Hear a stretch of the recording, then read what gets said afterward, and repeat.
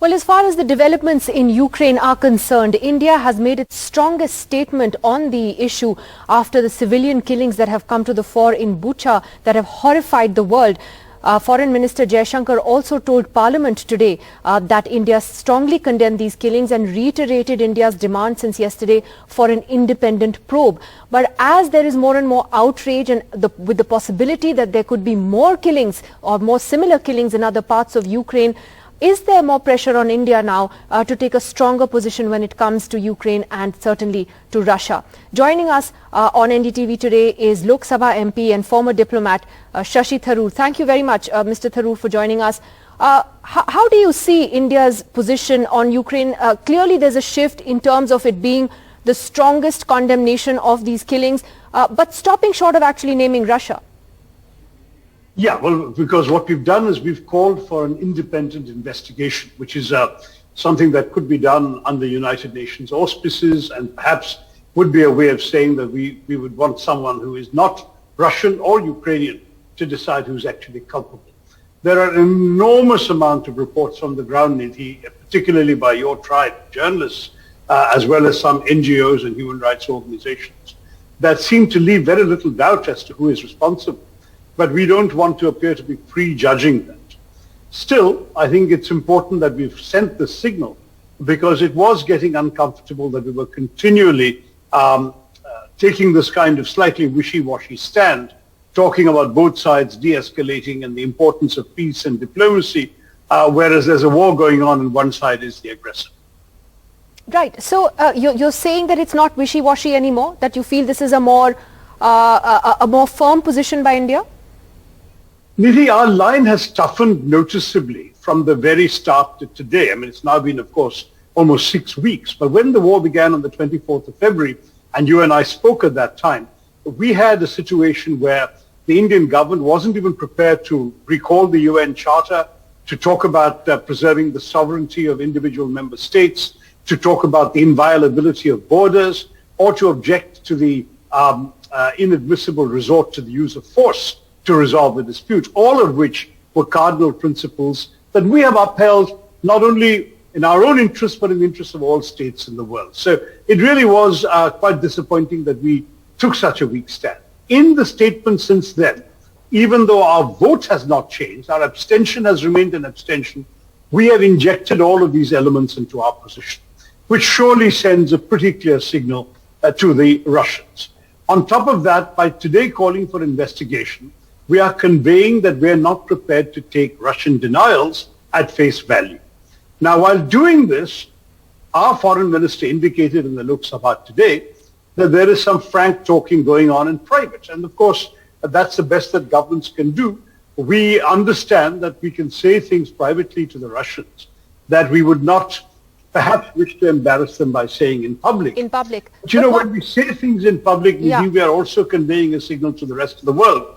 And so the signal the rest of the world gets from our conduct is also important to us. One of the interesting things, though, that you said was that the government should use its influence to mediate a truce between Russia and Ukraine. Now, in fact, the Ukrainians have said that they would welcome any mediation by the Prime Minister if that was possible. And do you think that behind the scenes there is an effort that's already underway? No, there isn't yet an effort, I think, or the foreign minister would have claimed credit for it or for India. I don't blame him. I think the fact that he didn't means that there isn't. But what was interesting is that when Mr. Lavrov was here a few days ago, he himself said to the press that a mediating role would be feasible for India. Why we have not done so remains to be seen. The Turks and the Israelis have been active. Naftali Bennett, the Israeli Prime Minister, who's now in bed with COVID, but before he got COVID, he was shuttling back and forth, and he came up with a 15-point peace plan that he shared with Moscow and with the Ukrainians.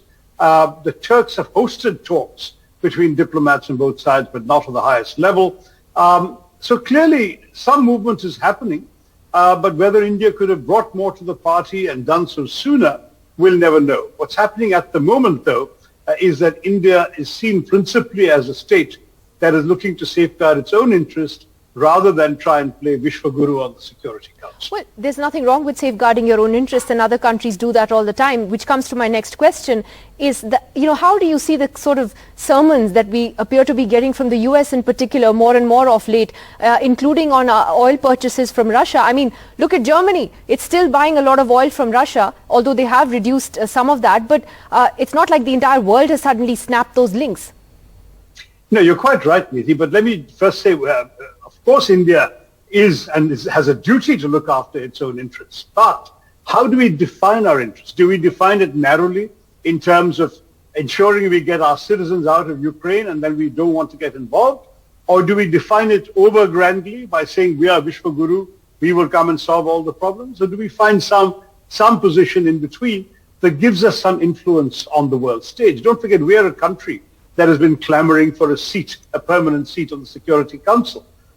Clearly, if we're not prepared to take a stand on any issue, the world can turn around and say, why do you need the seat? The seat should go to countries that are willing to stand up and be counted. Now, India is a country which, on this kind of issue, could actually play a constructive role, as it could have on the Middle East, because we have relations with both the Israelis and the Palestinians, as it could in a number of situations between Iran and the Americans at one time. But we've not done so. We have been quite remarkably diffident. Now, when you say, are the sermons justified? Of course, they're not. And there is no doubt that India has every right to look to the well-being of its own people, that India has every right that if Russia is offering heavily discounted oil and gas and affordable fertilizer, both of which we need, that we would take it, and that we would take it and we would find an arrangement which would not egregiously violate the American sanctions and yet at the same time would uphold our right to treat the Russians as a valuable commercial partner.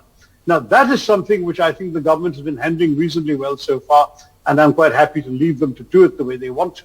But I do believe that we can stand for more than that in the world, and that's why I suggested that making a mediation effort, being a little more outspoken at the United Nations, as today we were on this whole Bucha tragedy, this is something which we could do more of, because we mustn't be a state whose silence is taken for granted by offenders. I think we should be a state whose good opinion people are anxious to have, and they'll only be anxious to have it if there is a fear that once in a while we'll call them out when they're falling short of the standards that we are right to expect. Let me turn very briefly to politics for a minute, because you also put out a tweet today. It's the BJP's Foundation Day, and you reminded them of what their own party's constitution says about taking everyone along and all religions along. Is quite the opposite happening, though, in your view? Yes, I'm afraid what we're seeing, Nidhi, in our country today is the injection of a toxic stain of communal bigotry, which is unfortunate because it's actually, as we saw with Kiran Mazumdar-Shaw's comment in Bangalore the other day, it's actually bad for economic growth, it's bad for development. A lack of communal harmony can damage our society, can drive away investors. So it's not even good for anyone in our country, not even the BJP and the government.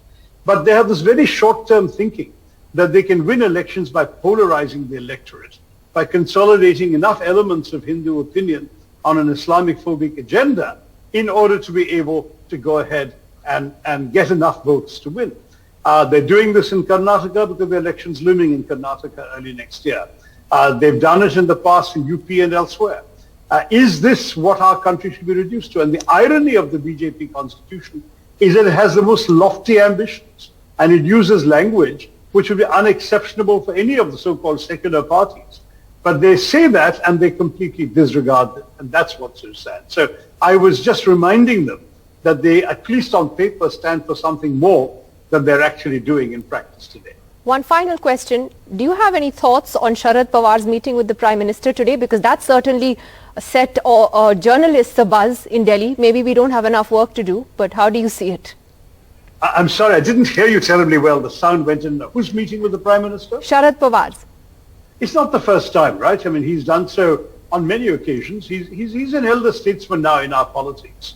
And I think we don't need to overreact. He will tell us in due course when it suits him what he was there to discuss. But as the leader of a significant party and a presence in Indian politics, who's held various portfolios from Chief Minister of Maharashtra in his 30s to Defense Minister in his 50s, this is a man who has earned the right to be received by the Prime Minister of India, whoever the Prime Minister is at any time. So I have all respect for Mr. Pawar, and we'll see what comes out of this. But clearly, the NCP has repeatedly averred its opposition to the BJP as a political party and its commitment to the MBA alliance in Maharashtra. And I'm very happy to take Mr. Pawar at his word on both those things. All right, Shashi Tharoor, thanks very much for joining us on NDTV today. Thank you. Thank you, Nidhi.